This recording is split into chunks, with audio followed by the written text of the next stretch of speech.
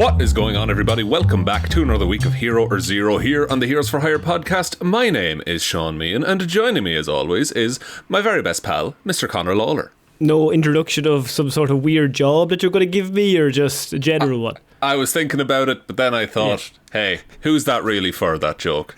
It's not me. It's not the audience. I wouldn't say it's for anyone. Yeah. That's the thing. That's the magic of that joke, is that nobody finds it funny. No one enjoys it. And there's never, and this is no critique on you, there's never a good payoff on that joke, because I throw you turned that around on me now. That was clever. But what I was saying is it the problem of the improv, or is it the problem of the whoever gives the prompt? The thing is that you never agreed to do improv. That is true. I'd be great at like an improv group that you turn up and go, give me a place. And someone's like, Denmark. No, that's wrong. I don't have a bit for that. I don't like that. I didn't prepare anything. Coffee shop. I don't have anything, John. It's literally Liam Neeson in extras. So look, this is Hero Zero. This is the show where we choose one comic book character every single week. We talk their good points and their bad points, and we generally just give you a bit of a rundown of everything to do with that character. Now, I normally choose DC characters, and Sean normally chooses Marvel characters, and it's a bit of a weird week because it's like the end of last year and we've kind of gone into January. We still have, this week came out our top 10 weird news stories of all time. The weirdo of weirdos. Yeah, so we didn't talk movie news on Monday, but what you got instead was like a, I don't know how many hours long episode. 3 and a bit. Three and a bit. It's That's a chunk. Good. And then what we thought to kind of I would say in connection with that, on last Friday on Hero Zero, Sean did a full Marvel Secret Wars multiple reports last year over several weeks. Went insane. And people were asking us, people were messaging in and saying, obviously these are all separate, but is there a full episode where they're all together? So we thought it might be nice. We'll throw them all into one episode. It's one easy to find place. Yeah, and it cuts out like the intro and outro, so you don't need to hear us plugging the Patreon. The improv. 3 to 6 days. Well, one of us tries. Good move. So look, that's all kind of, if you haven't listened to any of those episodes, that's pretty cool. Weird news, if you're a new listener, and I know we've had a few new listeners, we used to do a show called Weird News. Oh, yeah, we did. It's still around. One day it might come back. It's the child we love the most, but do we have time to bring it to school? That's really the question. Jesus Christ, man. What? Bring your child to school. Homeschool. Oh no. I've met people, they're all idiots. Don't homeschool. Yeah, and look, even schools aren't that great, but they're better than fucking you doing your best. Imagine me trying to teach things. Imagine me. Your child would have the most confused outlook on almost most things. I think they'd be happy though. In like an ignorance is bliss kind of thing. Yeah, it's kind of like you don't know what's out there. You can't possibly know, so it's fine. Everyone in work today was talking about something they saw on the news, and I was like, I've never sat down to watch the news. Yeah, people are always saying that to me, but now I feel like we're the problem there. Yeah, no, we're out of line on that. We should be educated enough to know that stuff. We should but be they're trying to keep up. Like every time I talk to my parents, they're like, "Did you hear about that girl down the road?" Yeah. And no other context, and I'm like, "No, hit by a car." How would I know that? It's like, I don't know. I want to keep up to date on things going on in the community, but I'm also busy and tired, man. Yeah, I'm just, but look, now to cheer us up, Sean, because everybody's busy and tired, it's your week for a report. Oh, fuck. And also, we have a Patreon, you can go over there, it's all over there, blah, Yeah, blah, blah. Give us a like and a follow and share, 5 stars on Spotify, please, that would really help us out. We'll go for 200 by the summer solstice. We're not, we can't, you can't do this to me again. But anyway, okay. The report. Time to get into the report, Sean, please.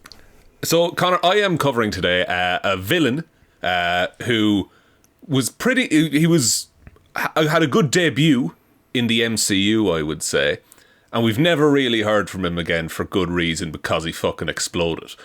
That is going to hurt him. It will, because we're covering today Obadiah Stane, aka the Ironmonger, Conor. The guy who shouted very loudly about Tony Stark in a cave. Jeff Bridges, correct. Yes, okay, good. So, an Iron Man villain, first appearing in Iron Man number 163 from July of 1982, and created by Dennis O'Neill and Luke McDonnell. A very tightly written character. You'll see what I mean, but I've never covered Ironmonger before. Yeah. But I can't believe just how cut and dry this dude is. So, he was a ruthless individual who studied his adversaries to find weaknesses to exploit. As a child, Obadiah lived in poverty, while his father was a degenerate gambler and a drunk. Ah, great. We call that an absolute legend. Papa! One day, sometime after his mother died of unknown causes... Great, love an unknown cause. Obadiah saw his father on a lucky streak. So he had won a few hands of poker. He'd had a couple of big wins. And his father decides, I'm on a lucky streak. Yeah. Russian roulette. Here we go. Absolutely. Sure, if you're up, Sean, you're always up. He immediately shot himself in the head in front of his son. Sorry, please go back. Yeah, he accidentally shot himself in the head. So, in one order, well, obviously, I suppose there was a very specific end of the order of sequence of events, but I would say, so he did the Russian roulette. Yeah. No, he did, like, poker, cards, slot machines, horses. Yes. On a winning streak. And then decides to do Russian roulette, because with all of his winnings. Does he wait to see if he won or lost before shooting himself in the head, or is there a result before that? He's got all the winnings, and he puts it all on this Russian roulette game, but he immediately picks up the gun and shoots himself in the fucking head. Why? Because it's gambling. He needed the rush. That doesn't make any sense. He accidentally shot himself in the head in front of his son. Because it's gambling is the best that's the perfect description of like how sheltered you are. That's how gambling works. That's how all gambling works. It's wild that this is the part you're fixating on. But it's just the fact that he didn't even wait to see if he won or lost. Surely the logical thing is, I lost, I've lost all my money, I've got nothing left, and then maybe, unfortunately, he thinks of the end game. No. Your sequence of events is the wheel is spinning and he pulls out the gun. No. He's won all of these games already. He's on a hot streak. Yeah. And he decides, after all of those games are finished and he knows he's won, he's like, I just keep winning. And then a game of Russian roulette comes up. Yeah. And he decides to play. And he loses and or wins? Do you know what Russian roulette is? Oh, sorry. You know Man. That's amazing, firstly. Because in my head I was like, the wheel is spinning. Yeah, you said the wheel and I was like, wait a minute. I was like, I forgot the Russian part. I was like, wow, it was very specific international. Shots himself in the head just during a game of regular roulette. I was so confused. That's it all. Russian roulette, I understand. Okay, one bullet, 6 chambers, that kind of roulette. I'm with you with that. It was just my brain did a thing where I just blocked out the first word in the sentence, and I was like, that doesn't make any sense. He's on a winning streak. Why would he roulette? He didn't even win. Why would he suddenly shoot himself? I love. That's one of my favourite ways your brain has ever processed something. I was like, there's a Swedish roulette table, I assume, somewhere in Sweden, but there's nothing to get specific. So the psychological trauma of his father shooting himself in the head in front of him caused Obadiah to lose all of his blonde hair and go bald. This shaped him for years to come. From then on, he was a ruthless manipulator who studied his adversaries to find weaknesses. Obadiah enjoyed chess and lived his life with that same kind of methodical logic that he used in the game. However, he was also a strong believer in using psychological manipulation to his advantage. Bit like yourself, Conor. So I feel like that can't be true of what was just happened. For instance, okay, in a childhood chess match against another boy whose skill equaled his own, He killed the boy's dog so that he would be distracted from the game. You know what? I respect it. Fucking works, doesn't it? Game recognises game, you know what I mean? So in adulthood, as a wealthy financier, Obadiah Stane turned his sights on acquiring Stark Enterprises, the industrial corporation owned by Tony Stark. So Stane had he has his own like group of hitmen. They're called the Chessmen, and they all dress up in little chess costumes. Surely they should be called like the Knights or the Pawns or something. Well, some of them are. Oh. But the group there's as a ranking system as well within the chessmen. Of course there's a ranking system of the chessmen. They attack Stark International and assault Stark's friend and confidant, James Rhodes. Stane also sets up Indria's Moomji as Stark's lover, without Stark knowing that Moomji was actually the chessmen's queen. The chessmen is a weird detail that they put into this. Very weird. Presumably, but also, in my head, if like you got the big burly guy who's like 6'4" and he like can like kick a tree down, I would call him the queen. That I think it adds a layer of danger. If like a big guy walks in, you're like, this is the queen. You're like, okay, well, we're fucked here. Okay.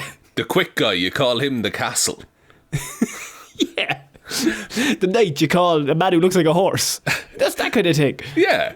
So while all of this was occurring, Stane and his associates conspired to lock Stark International out of various business deals.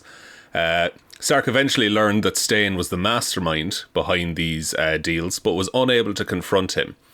The assaults on Stark, his business, and his friend pushed him to the edge. And when Stark was scorned by Stane and then spurned by Moomji, he catastrophically relapsed into alcoholism. So I like that Stane immediately recognises that the way to get to Tony Stark is to have a woman to have sex with him and then spurn him. Yeah. And then that will drive him over the deep end. Anything more than whatever you do to his company. And also, assault his friends and... but I'm assuming he probably has a hierarchy of things that affect him. He's got a queen himself, you might say. Rhodey, he'll survive. Rhodey will be grand. Rhodey's always grand. What do you mean you don't have sex with me again? So, with the help of S.H.I.E.L.D., Stane succeeded in buying out Stark International, which he then renamed to Stane International. Stark, having fallen off the wagon, relinquishes his armour to Rhodey and disappears to become a homeless vagrant. Rhodes becomes the new Iron Man while ignoring Stane's demands to relinquish the armour. So this is like Demon in a Bottle style Tony Stark having a bad time in comics. Okay. So he proceeded, Stane starts building weapons, selling them to S.H.I.E.L.D. and also just to anyone who could pay them. Now when Tony Stark left, he left behind notes and information on the Iron Man armour. The notes were far from complete, and without Stark's genius intellect, they were hard to analyse. But Stane assigned a team of scientists, and they created the Ironmonger armour Mark I, far superior to Stark's Iron Man armour, so he said. Well, I mean, obviously you'd claim that. Yes, especially because he wants to sell these. Well, I assume also you would need to figure out a way that he'd be like, oh, my armour's way better. And then you have the moment in the big fight as of Iron Man 1 where he's like, hang on a minute, maybe I'm not the best Iron Man. I love that. Sidebar on that. Please. That's such a good scene when he's like flying up and he's like, how'd you solve the icing problem? Yes. Because Tony's been out here always fucking learning. Well, there's one thing you could say about Iron Man 1, and look, we're not going to re-review it, but that's a fucking tight script, right? The reason why Marvel gets kicked off in the way it does is because that movie just works. Like, it's all set up, payoff, constantly. Like we see earlier on, he gets frozen. Yeah. And you're just like, oh, that's a funny gag. He can't really understand the suit. Oh no, what's going to happen? It plays into everything later on. Yeah, and also, like, that movie, they had no script for most of it. They were just winging it, so it's a miracle it's as good as it is. Yeah, so Favreau just going, like, just vibe it, Tony. Hey, say this, it'll work. And it did. Yeah. Stark, while a vagrant, befriended a pregnant homeless woman. She died in childbirth, but Stark promised to protect the child. This vow helped to pull Stark out of his alcoholic state. So he starts getting his feet back under him a little bit. Around this time, Obadiah had struck an alliance with Madame Mask, who is like a high-level crime boss in Marvel. promising her revenge against Iron Man in exchange for her help. He explained his backstory to her, and later even tricked her into a relationship with him. This ended. I love a good old tricked relationship. An old tricked relationship. He does later drug her and imprison her in a tube. Oh, it's a bit worse. Well, actually, they're not great either way. And both are bad. Both are bad. Don't do either. He then had his minions abduct Tony's old flame, Bethany Cabe, Connor. Okay. Along with many of Iron Man's old friends and acquaintances to gain an edge against him. So this is the man who will kill a dog to win chess. I suppose my point though is that like he owns the company and he has all the money. And True. Tony Stark is a homeless man on the streets at this point. Yes, but he's Tony Stark. True, but he's worried about his past when he could just be going forward, but he's led astray by his own mind. This is Stane. This is Stane, Connor. So, for seemingly no reason other than spite, he had Tony's ex-girlfriend brainwashed to be madly in love with him instead. Once again, realising the way to get to Tony is through women. Absolutely. Oh, man. When Stark recovered, he built a new suit of Iron Man armour, creating what was then the pinnacle of armour design, the Silver Centurion armour. This is the like silver and red Iron Man armour debut. Kind of like the one he wears in Iron Man 2. Yeah. He also founded a new successful computer company called Circuits Maximus. Upon learning of his rival's recovery, Stane decided to attack Stark continually again. You know what I respect about Stane is he's a hater. Professional hater. A professional hater. Now, we've covered many haters here. Norman Osborn is a very good example. Prolific hater. Lex Luthor is a hater. Just a shithouse. Just no need. You're already 10-0 up, but he needs to go back and score the 11th for no reason.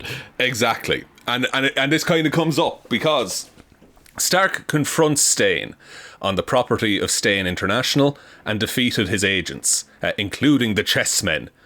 So the Ironmonger armour that Stane was wearing was far more powerful than the previous Iron Man armour, but not the Silver Centurion model.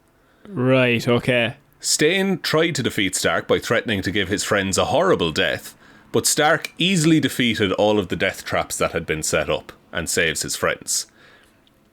He then confronts Obadiah again, who was holding the last card he had to play. The baby of the woman who Stark had befriended while he was a homeless alcoholic vagrant. Fucking hell. Stane told Stark to remove his helmet or he would crush the homeless woman's baby between his palms. That's so good. You know what? That's just proper hater shit. That's real hater shit, you know? That's Lex Luthor bringing the guy in the movie and shooting him in the head. Literally. It's that level of, I don't care, I need you to lose. I just want you to be sad for 10 seconds. Is that okay?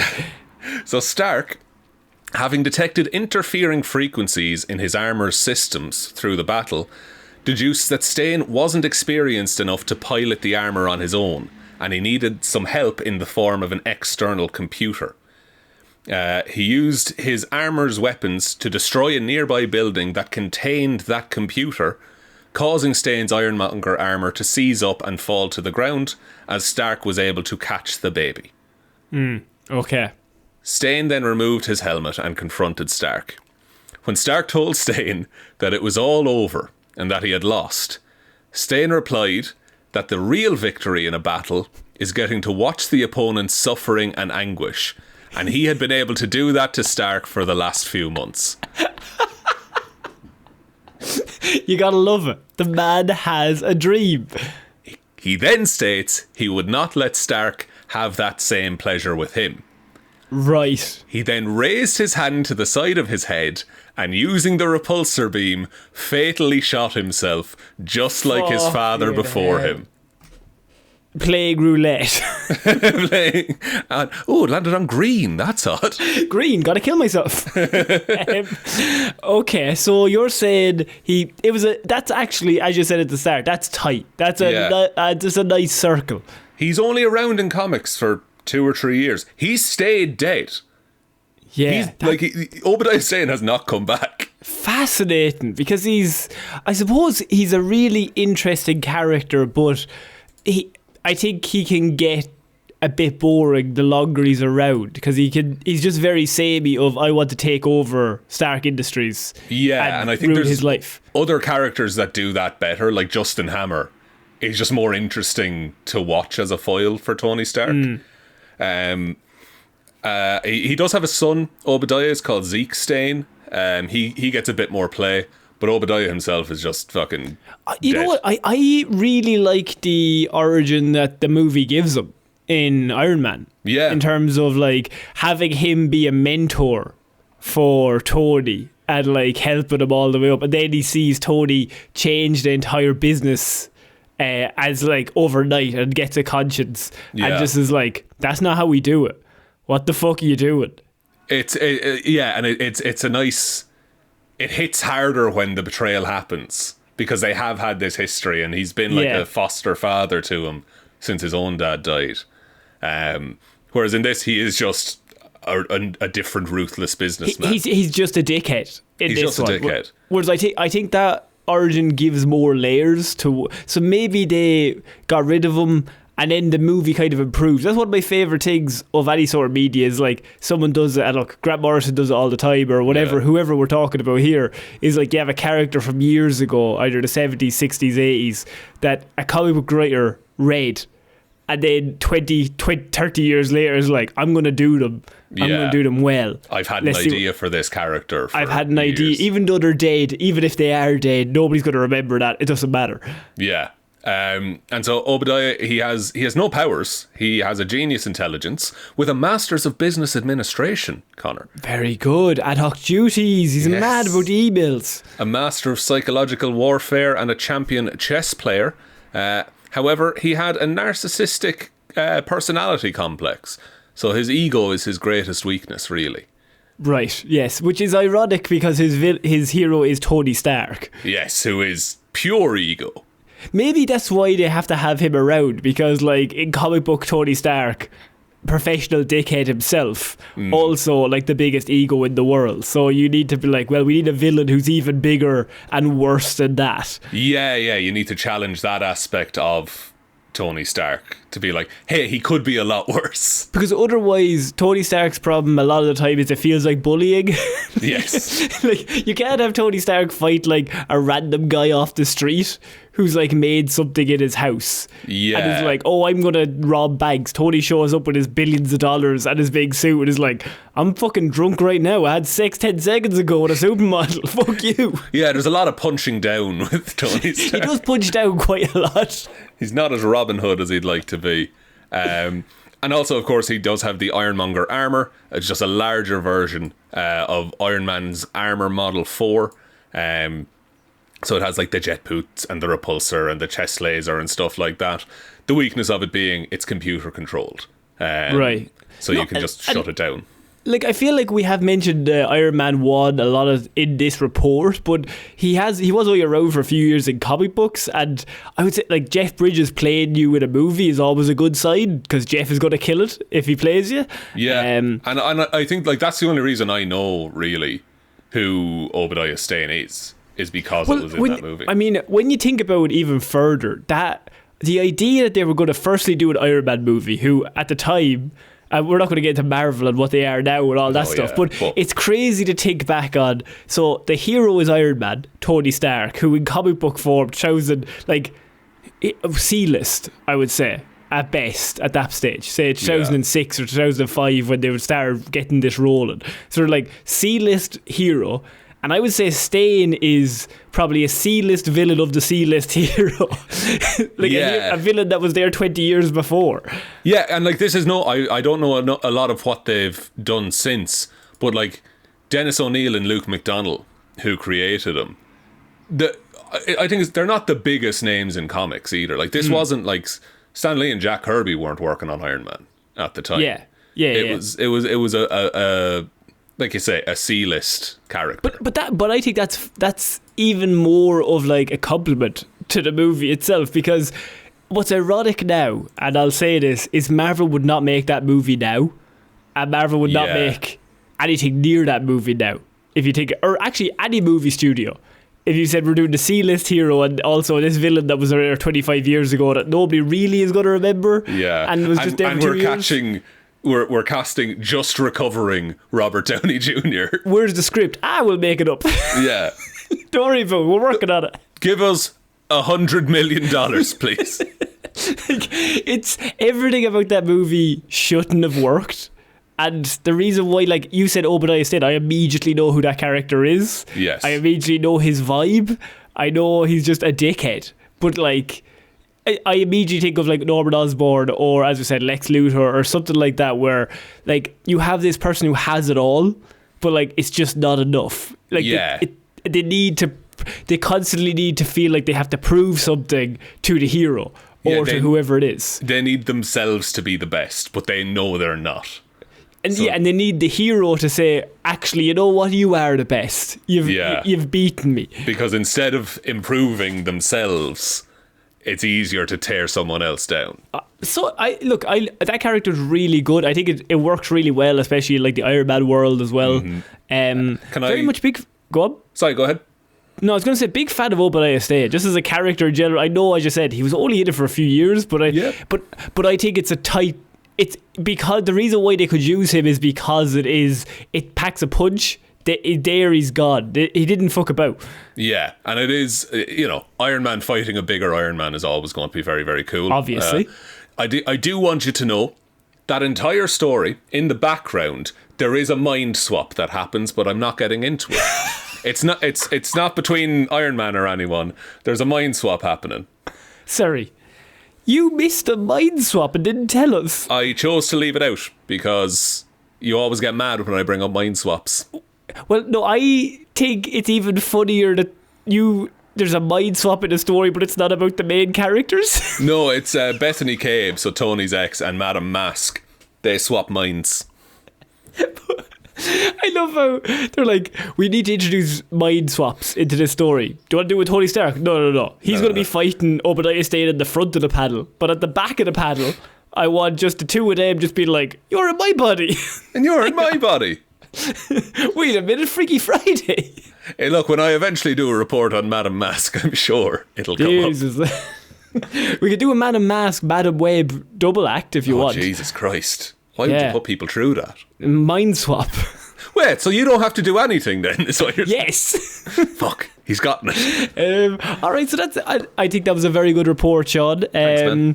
Thank you very much for everyone for listening. So if you have a favourite character that you'd like us to cover, you can of course send it in as always. We're on all the socials. We're on Blue Sky. We're on Instagram. We do have a Facebook group if you want to join that as well. It's Detective Divilment's discussion group.